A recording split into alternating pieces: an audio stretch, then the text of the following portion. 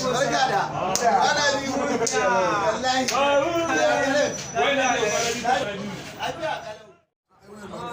Ai, ƙarya ne. Ƙarya ne. Ni yunwa nake ji. Yunwa ce wajen garzali na siyo gurasa. Yunwa gurasa? Gurasa. Kai gafara. Haɗaɗɗiyar gurasa. Ta zamani daga birni ake kawo ta. Sai gurin kileba. Tana nan jaba-jaba. Ga wadataccen kuli-kuli idan ka ci guda da safe kai da abinci sai dare. Haka ne? Haka ne. To ina zan samu gurasa wannan? Tana nan kofar gidan kallon Jigawa.